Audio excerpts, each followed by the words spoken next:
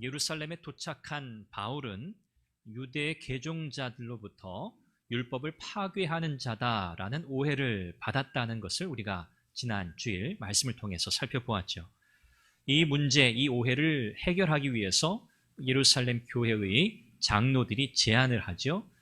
나실인 서원을 하고자 준비하는 4명의 형제들이 있는데 그들이 행하는 그 정결 예식에 바울이 함께 동참한다면 그 유대인 개종자들이 바울을 오해하는 그 오해를 다소 불식시킬 수 있겠다, 풀 수 있겠다.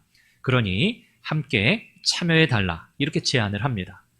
바울은 이 부분에 대해서 이것이 큰 진리의 문제가 아니라 생각했기 때문에 양보하는 태도, 배려하는 태도로 이 정결 예식에 함께 참여하게 되죠. 그런데 이렇게 하면 좀 문제가 해결되리라 싶었는데 또 다른 문제가 일어나게 됩니다.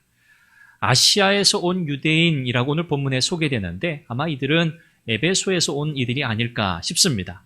이들은 유대의 명절, 유월절을 지키기 위해서 이 예루살렘에 왔던 사람들로 생각이 되고 바울에 대해서 알고 있었던 사람들이라 그렇게 여겨지는 사람들입니다. 이 아시아에서 온 이 유대인들이 바울이 예루살렘에 있다는 이야기를 듣고 바울을 모함하기 시작합니다. 그리고 많은 군중들, 무리들을 선동해서 거짓 모함을 하기 시작하죠. 바울의 입장에서는 대단히 안타깝고 또 억울한 상황입니다. 세상의 방식이 그렇죠.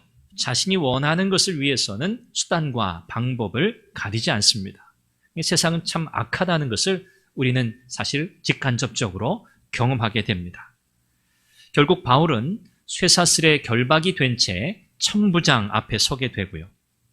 이런 굉장히 긴박하고 또 굉장히 폭력적인 이런 상황 속에서 바울은 굉장히 침착하게 대응합니다. 당황한다든지 움츠러든다든지 하지 않고 굉장히 당당하게 또 담대한 그런 태도를 보여주고 있습니다. 오히려 바울의 마음속에는 이 일은 예상하던 바였습니다. 자기가 목숨을 걸고 예루살렘에 오지 않았습니까? 그러니까 최악은 자기가 목숨을 잃는 거예요. 아직 그 상황은 아닙니다. 그래서 바울은 이 모든 상황 때문에 두려워하거나 떨지 않고 오히려 그래, 내가 이곳에서 복음을 전해야겠구나. 복음 전할 기회로 이 상황을 삼습니다.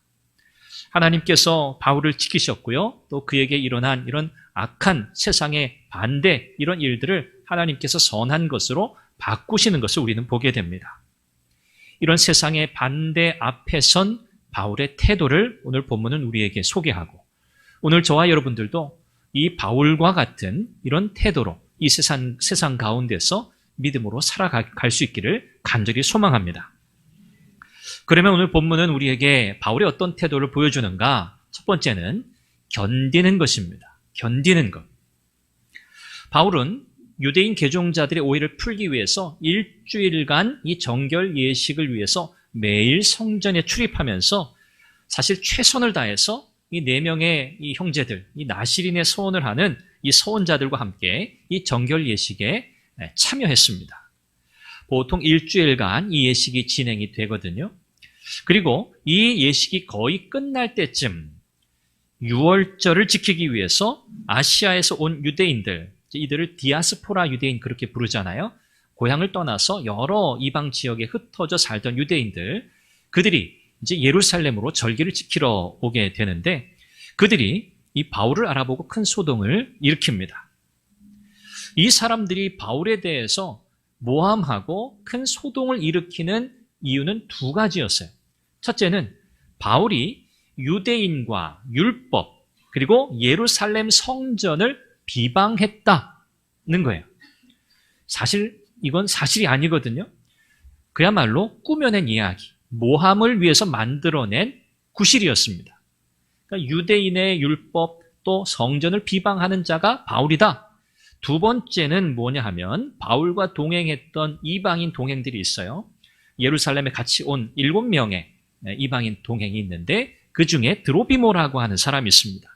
이 사람이 시내에 바울과 함께 있는 모습을 아마 목격했던 것 같아요. 그러면서 없는 말을 만들어냅니다. 이 이방인인 드로비모가 성전에 들어오도록 바울이 했다라고 거짓으로 꾸며냈어요. 이 유대인들의 입장에서는 이건 있을 수 없는 일이거든요. 이방인이 예루살렘 성전 안에 사실 들어갈 수 없어요. 들어간다 해도 이방인의 뜰이라고 하는 가장 이 성전의 바깥 테두리 영역, 그것을 넘어서서 안으로 들어갈 수 없어요.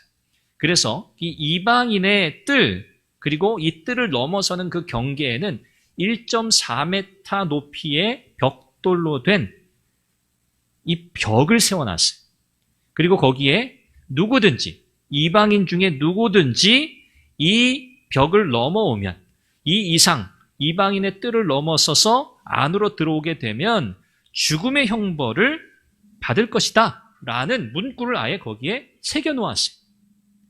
그래서 유대인과 이방인 사이에 가로막힌 담이라고 바울이 사용할 때 이 가로막힌 담이 바로 이 1.4m 높이의 이 벽돌 담을 의미하는 거였어요. 그러니까 사실 이 드로비모라고 하는 이 이방인, 이 형제는 그런 적이 없어요. 이방인의 뜰을 넘어서서 유대인의 뜰 안쪽으로 들어간 적이 없어요. 그런데 이 아시아에서 온 유대인들이 바울에 대해서 이런 두 가지 거짓 사실로 바울을 모함하기 시작했던 겁니다. 선동이라는 것이 늘 그렇죠. 뭐 이것이 진짜냐 아니냐 이런 걸 떠나서 군중 심리라는 것도 있고요. 또 이 유대인들에게는 목숨과 같이 여기던 그들의 전통, 율법, 성전, 이것에 대해서 뭔가 다른 의견을 가진다? 뭔가 문제를 일으킨다 그러면 참을 수 없는 거거든요. 그래서 그들은 똘똘 뭉치게 되어 있어요. 그래서 이 거짓 모함으로 선동을 받은 이 군중들이 바울에 대해서 분노하면서 바울을 잡아서 성전 밖으로 끌고 나갑니다. 그냥 성전 밖으로 끌고 나간 것만이 아니고요. 나가서 막 무지하게 폭행하는 거예요. 막 때리는 거예요. 뭐 죽을 때까지 사실을 때리려고 그랬던 것 같습니다. 하여튼 뭐 바울은 여기서 엄청난 폭행을 당하게 돼요. 이런 긴박한 상황 속에서 하나님께서 바울을 건져내십니다. 바로 천부장을 통해서죠. 이 당시 로마 군대 이 천부장은 평균적으로 한 600여 명 되는 수하를 거느렸다. 그렇게 이해할 수 있어요. 뭐 천부장이니까 뭐 1000명, 최대 1000명이라 할 수 있지만 보통 한 600여 명 정도의 군사들을 데리고 있었습니다. 그리고 이 천부장, 이 사람은 그 지역의 치안, 질서 이런 것들을 유지하는 책임을 맡았던 사람이고요. 긴급하게 마치 오늘날 기동대처럼 뭔가 소동이 일어나거나 뭔가 문제가 생겼을 때 즉각 출동해서 진압하는 그런 역할을 했던 그런 사람이었어요. 바울의 생명이 경각에 달린 이 상황 속에서 이 로마의 천부장, 그가 지금 큰 소동이 일어났다는 소식을 듣고 그 현장으로 옵니다. 바울이 막 문매를 맞고 있거든요. 그래서 바울을 긴급하게 체포해서 쇠사슬을 채워요. 그를 끌고 가는 거죠. 그러면서 이 천부장이 묻습니다. 무리들에게 묻습니다. 도대체 무슨 일로 이런 소동이 일어났느냐? 이 사람이 도대체 누구냐? 이 사람이 무엇을 잘못했느냐? 이렇게 천부장이 묻는데 뭐 여기저기서 뭐라고 막 얘기하는데 정확히 무슨 이유인지 알아들을 수가 없는 거예요. 그래서 이 천부장이 이러다가 큰일 나겠다 싶어서 뭐 이 사람이 뭘 잘못했는지 진위 여부를 가리기도 전에 큰일 나겠거든요. 그래서 이 사람을 영내 안으로, 성경 그렇게 표현했는데 당시에 이제 안토니오 요새라고 하는 이 군대가 주둔하고 있었던 이 북서쪽에 이 성전, 예루살렘 성전 북서쪽에 이 요새가 있었거든요. 그래서 이 요새로 바울을 데려가게 돼요. 근데 이 과정에서도 얼마나 이 군중들이 폭력적이었든지 뭐 끝까지 바울을 뭐 물고 늘어지려고 했던 거죠. 그래서 군사들이 그를 들고, 바울을 들고 영내 안으로 들어가야 할 그런 정도까지 상황이 벌어지게 된 겁니다. 이 분노한 군중들은 계속해서 따라오면서 그를 없이 하자. 그 말은 뭐죠? 죽이자는 거예요. 바울을 죽여야 된다는 거예요. 이렇게 소리를 지르며 따라옵니다. 이 장면을 이렇게 가만히 바라보면 여러분 어떤 장면이 떠오르십니까? 빌라도의 법정 앞에 선 예수님의 모습, 그렇죠? 그 법정 앞에 서기까지 이 성난 군중들이 예수님을 향해서 뭐라고 외쳤습니까? 십자가에 못 박으라. 십자가에 못 박으라. 그런 성난 군중들의 그 모습을 떠올리게 됩니다. 이런 상황에서 바울은요, 모든 것을 묵묵하게 견뎌냅니다.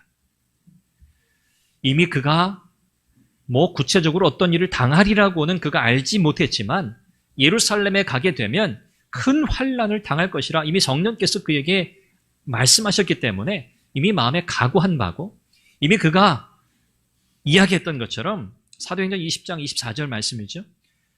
내가 복음 전하는 일을 위해서라면 나의 생명을 조금 더 귀한 것으로 여기지 않습니다. 나는 죽을 각오가 되어 있습니다. 라고 바울이 고백했던 것처럼 오늘 바울은 이 모든 상황을 담담하게 받아들이고 다 감당할 수 있었던 것은 바로 예수 그리스도 때문에 당하는 이 고난은 믿음의 증표라고 믿었기 때문에, 예수 그리스도를 위해서 나는 죽을 각오를 했다. 그러므로 이 모든 것을 그는 이겨낼 수 있었던 겁니다. 예수님께서 제자들에게 이런 말씀하셨죠. 요한복음 15장 19절에 보면 내가 너희를 세상에서 택하였기 때문에 세상이 너희를 미워할 것이다. 그랬어요. 예수님의 제자들의 운명이에요. 예수님께서 제자들을 택하셨잖아요. 제자들이 예수님 택한 게 아니에요. 예수님이 그들을 택하여 부르셨어요. 예수님의 제자 삼으셨어요. 그리고 예수님을 따르는 삶을 살도록 그들에게 귀한 사명을 주셨어요. 이 사실 때문에 세상은 어떻게 한다고요? 너희를 미워한다는 거예요. 다른 이유가 아니에요. 그 사람이 잘못해서가 아니에요. 큰 범죄를 저질러서가 아니에요. 예수 그리스도를 따라가는 사람이라는 이유로 세상은 미워한다는 거예요. 오늘 교회가, 오늘 그리스도인의 삶이 바로 이와 같다는 거죠. 애매하게 고난을 당한다? 그런 표현이 있죠. 아무런 잘못이 없다. 아무런 고난과 박해를 받을 이유가 없다. 그런데 무엇 때문에? 예수 믿는다는 것 때문에. 예수님, 그분을 인생의 구주로 고백하고 그분을 인정하고 그분을 부인하지 않는다는 것 때문에 우리 믿음의 선조들이 수없이 순교하지 않았습니까? 오늘 바울의 모습이 바로 그와 같습니다. 예수님 때문에 당하는 모욕과 반대는 믿는 자들에게는 영광스러운 면류관이 되는 줄로 믿습니다. 믿음 때문에 받는 세상의 반대와 박해를 저와 여러분들 모두 담대하게 견딜 수 있기를 바랍니다. 로마의 천부장을 통해서 바울을 보호하신 하나님께서 저와 여러분들 또한 보호하실 줄로 믿습니다. 무엇보다 모든 상황과 모든 환경의 주관자가 하나님이심을 잊지 마시기 바랍니다. 하나님이 주권자세요. 하나님께서는요, 예측 불가능하고 다양하게 역사하시는 분이심을 믿으시기 바랍니다. 하나님 그렇게 일하세요. 누구를 위해서? 복음을 위해 사는 하나님의 사람들을 위해서. 하나님 그렇게 일하시는 줄로 믿습니다. 그래서 우리가 견딜 수 있는 거죠. 두 번째는 담대한 겁니다. 담대한 것. 이것이 바울이 보여주는 두 번째 그의 태도였어요. 23장에 보면 이 천부장의 이름이 소개되고 있어요. 글라우디오 루시아라고 하는 천부장입니다. 이 사람이 이제 서신을 써서 보내는 중에 자기 이름을 밝히는 그 대목에서 이름을 드러내고 있어요. 이 천부장이 이 소동이 더 커지면 안 되니까 이 소동을 잠재우기 위해서 바울을 영내로 데리고 왔잖아요. 그런데 이것은 천부장의 개인적인 어떤 성과다. 그가 바울을 구원했다. 물론 상황적으로, 현상적으로는 천부장을 통해서 이루어진 일이지만 그러나 우리는 어떻게 이 상황을 바라보아야 합니까? 하나님께서 성난 무리들의 이 폭력적인 상황 속에서 천부장을 통해 바울의 생명을 구원하셨다. 하나님의 특별한 계획이고 개입이었다라고 우리는 이렇게 바라보게 되는 거죠. 하나님께서 천부장을 그렇게 사용하셨던 겁니다. 이 천부장은 바울을 오해하고 있었어요. 뭔가 밀란을 크게 일으킨 애굽 사람으로 그렇게 생각하는 그 대목을 오늘 우리는 보게 되잖아요. 그때 바울이 자기의 신분을 밝힙니다. 나는 길리기아 다소의 시민입니다. 작은 소읍, 작은 어떤 마을 출신이 아니라 나는 길리기아 다소의 시민이요 라고 밝혀요. 이 다소의 시민이라고 하는 것은 우리가 로마 시민, 바울이 로마 시민권자잖아요. 바울이 로마 시민권자라고 했을 때도 그 위엄과 그 영예가 대단한 거거든요. 그런데 바울은 여기서 자신을 로마 시민권자라고 소개하지 않고 나는 다소의 시민권자요 라고 그렇게 밝혀요. 이것은 로마 시민권과는 또 별개로 대단히 영예로운 시민권이었어요. 당시에. 그래서 바울은 이 천부장에게 자신의 신분을 이렇게 밝히면서 자신에게 백성들에게 말할 기회를 좀 달라고 요청합니다. 사실 이런 상황에서 이런 부탁을 하기가 정말 어렵잖아요. 지금 정말 자기가 죽다 살아났는데 여기서 자기를 죽이려고 하는 그 사람들 앞에 다시 나서서 그들에게 뭔가 말을 하겠다? 웬만한 강심장이 아니고서는 그렇게 할 수 없어요. 그런데 바울은 이 천부장에게 이렇게 부탁을 합니다. 이 천부장이 허락하죠. 그래서 높은 층대 위에 바울이 올라가서 이 분노하고 성난 이 군중들을 향해서 손짓을 하면서 안정을 시키고, 그러니까 사람들이 전부 다 조용해졌어요. 그리고 나서 바울이 히브리 말로 그들에게 변증하기 시작해요. 이게 오늘 이제 40절 우리가 읽은 본문의 마지막 절의 내용이죠. 그리고 이제 다음 이어지는 본문 안에서는 그가 이 유대인, 이 성난 유대인들에게 전하는 이 메시지가 이제 이어지게 됩니다. 오늘 우리는 이 과정 속에서 이 세속 정부, 세속 권세의 역할을 우리는 확인하게 돼요. 이 천부장을 통해서 드러나는 모습이라고 할 수 있겠죠. 이 천부장은 또 당시 어떤 행정 관련된 일을 하는 이 행정 당국, 로마 이 당국은 바울의 편에 서지 않았습니다. 바울을 돕기 위해서 그를 그 성난 군중들 틈에서 끄집어낸 게 아니었어요. 바울, 이 사람 우리가 살려내야 돼. 이런 생각으로 그를 건져낸 게 아니에요. 또 반대로 성난 무리들의 편에 선 것도 아니에요. 그야말로 중립을 지켰던 거죠. 이 천부장은 그저 자기에게 주어진 그 역할에 충실하고자 했다는 거예요. 로마의 법에 따라서 치안을 유지하는 것, 절차를 따라서, 법적인 절차를 따라서 정의를 유지하는 것, 질서를 지키는 것, 이것이 천부장의 책임이었기 때문에 천부장은 그 일을 성실하게 감당하고자 했던 겁니다. 세속 권력의 역할이 무엇인가? 하나님이 왜 세속 정부를 허락하셨는가? 우리가 그런 질문 혹 할 수 있잖아요. 그때 우리는 바로 여기서 답을 찾을 수 있어요. 가장 중요한 목적은요, 질서를 유지하는 거예요. 평화를 유지하는 거예요. 무엇을 위해서요? 복음 전파를 위해서. 이것이 세속 정부가 권세를 가진 중요한 이유예요. 물론 세속 정부는 그렇게 생각하지 않습니다. 당연히 그렇게 생각하지 않죠. 이 대한민국 정부가 그렇게 생각하지 않죠. 그러나 우리는 성경을 통해서 하나님께서 온 땅의 주권자이고 통치자이신 하나님께서 세속 정부도 세우셨고 또 그 세속의 통치자도 하나님이 세우셨다고 우리는 믿습니다. 우리의 마음에 들든 들지 않든 그것은 큰 상관이 없어요. 하나님께서 어쨌든 누군가를 세우셨어요. 그 사람의 역할은 뭡니까? 책임은 뭡니까? 그 나라의 질서와 평화를 유지하는 거예요. 백성들의 삶을 법적인 절차에 따라 정의롭게 유지해가면서 백성들의 삶을 돌아보는 거예요. 그들이 억울한 일을 당하지 않도록 정의를 실현하는 거예요. 이것이 세속 정부의 역할이에요.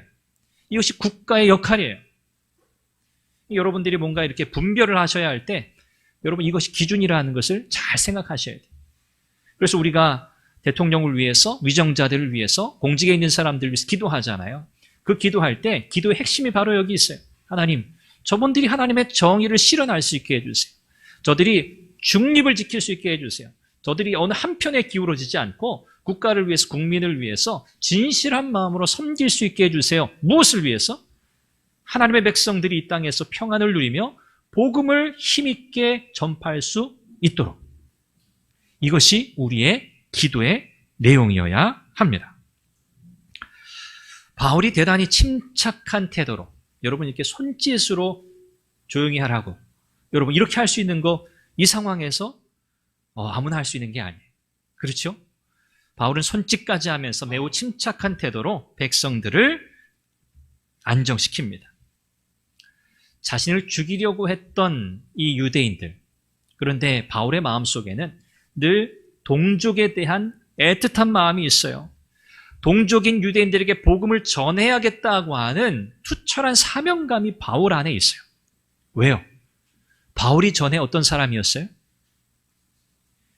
바울이 성난 군중들과 같은 사람이었거든요. 그가 예수 그리스도를 따르는 수많은 예수님의 제자들을 향해서 분노했고, 그들을 잡아 감옥에 가두고 극렬하게 그들을 반대했던 사람이 바로 바울 자신이었잖아요. 자기 동족들을 향해서 그토록 성난 모습으로 다가갔던 바울의 이 과거의 모습을 기억할 때 바울은 자기 동족에 대한 특별한 마음과 사명감을 가질 수밖에 없었던 거예요. 그래서 무리를 진정시켰던 거죠. 이런 바울의 담대한 태도는 우리가 또 예수님에게서 보게 되죠. 빌라도의 법정 앞에 서셨던 예수님. 여러분 예수님의 모습을 기억해 보십시오. 그분이 두려움 가운데 떠셨나요? 그분이 세상의 권력 앞에서 그분이 뒤로 물러나셨나요? 아니요, 그렇지 않았습니다. 그분은 누구보다도 담대하셨고 당당하셨고 뒤로 물러나지 않으셨고 분명하게 그분의 정체를 드러내셨어요. 그분이 이 땅 가운데 오신 이유와 목적을 분명하게 말씀하셨어요. 세상의 반대와 폭력 앞에서도 담대하게 당당하게 나아갈 수 있었던 것은 바울에게 주님이 주신 사명이 있었기 때문에 그래요. 이 사명에 대한 분명한 확신과 또 이 사명을 위해서 나는 내 목숨까지도 아끼지 않는다고 고백했던 이 바울의 분명한 고백이 있었기 때문에, 또 이 사명을 완수하기까지는 하나님께서 나를 반드시 지키고 보호하신다고 하는 사실을 믿었기 때문에요. 그래서 바울은 담대할 수 있었어요. 오늘 나의 형편과 상황만 바라보고 살아가면 세상이 우리를 반대하고 우리를 박해하고 온갖 고통스러운 일들로 우리를 압제하려고 할 때 우리는 의기소침해지고요, 뒤로 물러날 수밖에 없어요. 그러나 땅의 것을 넘어서서 위에서 부르신 그 부르심의 목적, 그 사명을 기억하고 그 사명을 이루고자 필요한 힘과 능력, 이것을 하나님께서 오늘 나에게 공급해 주시기를 바라보면서 담대하게 나아가는 성도가 된다면 우리는 세상의 그 어떤 반대에도 넘어지지 않고 굴복하지 않고 담대하고 당당하게 서게 될 줄로 믿습니다. 우리 주님께서 그러셨고 스데반 집사가 그랬습니다. 하나님의 사명을 감당할 때 우리는 사람을 두려워하지 말고 오직 하나님을 믿고 그분에게 충성을 다할 수 있기를 바랍니다. 말씀을 정리합니다. 세상의 반대와 박해 앞에서 바울이 견디고 담대하고 당당할 수 있었던 것은요, 그가 모든 상황을 다 철저하게 예측하고 대비해서 그래, 이런 상황이 일어날 거야, 이럴 때 내가 이렇게 해야지, 이렇게 모든 상황을 예측해서 그가 반응했기 때문이 아닙니다. 자신의 사명이 무엇인지 분명히 알았고 이 사명을 주신 분이 누구신지 그가 분명히 알았고, 그래서 나는 나의 인생을 어떻게 마무리 지어야 할지에 대해서 바울은 이미 분명한 확신이 있었어요. 그러므로 이 모든 상황 속에서 넉넉하게 담대하게 그가 나아갈 수 있었습니다. 오늘 바울은 만왕의 왕이신 우리 주 예수 그리스도의 전령의 모습을 보여줍니다. 전령. 왕의 힘과 왕의 권세를 덧입고 왕의 메시지를 전하는 자잖아요. 그가 전령이잖아요. 그는 어느 곳에 가든지 왕의 권세를 힘입어요. 왕명을 받드는 자기 때문에 그는 어디서든지 자기의 힘과 자기의 권세로 말하는 게 아니잖아요. 그가 담대하게 당당하게 선언하고 선포할 수 있는 이유는 그것이 바로 왕의 명령이기 때문이었어요. 바울은 그런 전령, 만왕의 왕이신 우리 주 예수 그리스도의 전령의 모습을 우리에게 보여줍니다. 오늘 저와 여러분들도 마찬가지입니다. 우리도 왕의 전령입니다. 우리 주 예수 그리스도 그분의 전령입니다. 그러므로 그분의 전령답게 그분의 명령을 성실하게 수행할 수 있기를 바랍니다. 세상은 반대할 거예요. 세상은 우리를 박해할 겁니다. 우리가 예수 그리스도를 믿고 따른다는 이유로, 우리가 복음을 전한다는 이유로 세상은 우리를 반대할 거예요. 이건 분명한 사실이에요.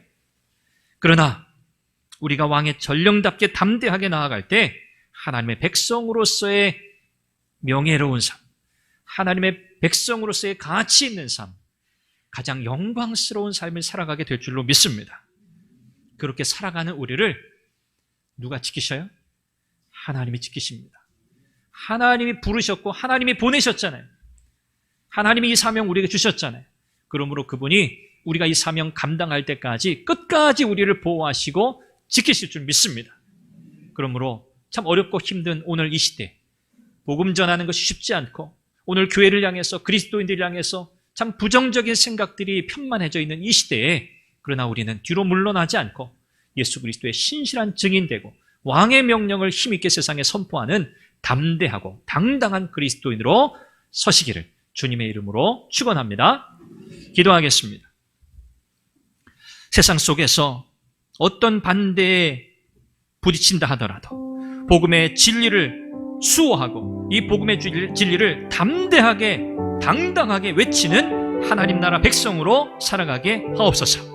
우리가 이 제목으로 함께 소리내어 기도하겠습니다. 자비하신 아버지 하나님, 은혜와 사랑을 감사합니다. 하나님, 오늘 주의 말씀을 통해서 하나님 사도 바울이 하나님 예루살렘 그 참 수많은 성난 군종들 앞에서 그가 견디며 담대하고 당당하게 하나님 복음의 메시지를 그들 가운데 선포할 수 있었던 그 이유와 그 바울의 모습, 태도를 오늘 우리가 살펴보았습니다. 하나님, 그들은 주님을 바라보며 참았습니다. 견디어냈습니다. 내게 사명 주신 이가 누구신지, 나를 부르신 분이 누구신지. 바울은 뒤로 물러나지 않고 그 목숨이 달려있는 그 상황, 그 긴박한 상황 속에서 그는 담대하게 당당하게 세상의 반대에 맞서 복음의 진리를 선포했습니다.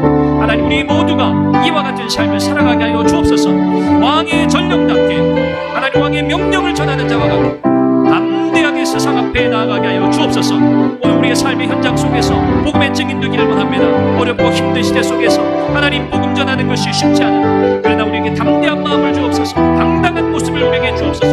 뒤로 물러나지 않냐고 이 생명의 복음, 이 진리를 힘있게 증거하는 우리 모두가 되게 하옵소서. 주님, 끝까지 권능의 손길 우리를 붙드시고 인도하실 줄로 믿습니다.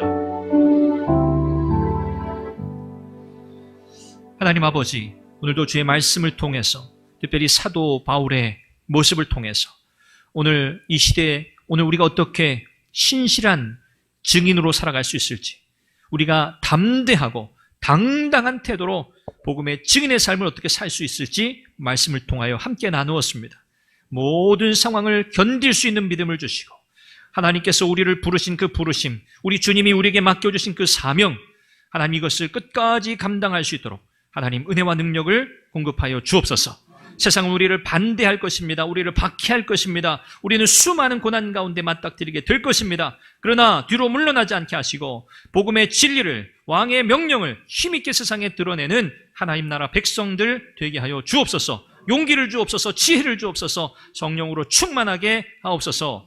예수님의 이름으로 기도합니다. 아멘.